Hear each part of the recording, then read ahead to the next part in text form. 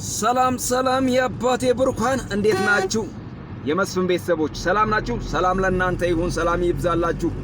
መጽሐፍ ቅዱስ የእግዚአብሔር ቃል እንደዚህ ይላል፣ ሰላሜን እተውላችኋለሁ ይላል። እኔ የምሰጣችሁ ሰላም ዓለምን እንደሚሰጣችሁ ሰላም አይደለም ይላልና ጌታ የሚሰጣን ሰላም ያ መልካም ነው፣ ያ ትልቅ ነው፣ ያ በጣም መልካም የሆነ ሰላም ነውና ይህንን ሰላም የሰጠን በምህረቱ በቸርነቱ በበጎነቱና በመልካምነቱ በቤቱ እንድንኖር ዛሬን እድሜ ሰጥቶን ለዚህ ያደረሰን እግዚአብሔር ይመስገን።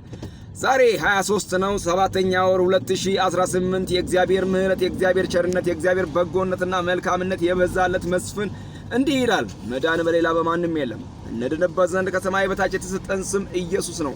የልጁም የኢየሱስ ክርስቶስ ደም ከኃጢአት ሁሉ ያነጻል ያድናል እያለ ይህንን የምስራቹን ወንጌል ይናገራል። እንግዲህ ይህንን ከመናገር ሌላ ምንም ነገር የለንም። ወንጌልን እንሰብካለን። በሰማይና በምድር ከምድርም በታች ያለ ፍጥረታት ሁሉ ሊሰማው የሚገባው የሰው ዘር ሁሉ ሊሰማው የሚገባው የእግዚአብሔርን ቃል እንደሆነ ይህንን ሁላችንም እናውቃለን። በዚህም ደግሞ የእግዚአብሔርን ወንጌል በየአደባባዮቹ ባገኘንበት ቦታ አጋጣሚ የምንለው ለኛ ነው። አጋጣሚ በነገራችን ላይ ለእግዚአብሔር አጋጣሚ አይደለም። ለኛ አጋጣሚ ሊሆን ይችላል፣ ለእግዚአብሔር አጋጣሚ አይደለምና እግዚአብሔር የሰጠንን ጊዜ እግዚአብሔር የሰጠንን ሰዓት መጠቀም አለብን። ምክንያቱም ነገ ላንጠቀመው እንችላለን፣ እንሞታለን፣ አፈር ነንና ወደ አፈር እንመለሳለንና ስለዚህ አፈር ላይ ወደ አፈር የሚመለስ ሰው ደግሞ ዝም ብሎ መኩራራት አይችልም። እግዚአብሔርን ከማገልገል ውጪ ሌላ እድል ፈንታ የለውም። ተባረኩልኝ፣ ወዳችኋለሁ።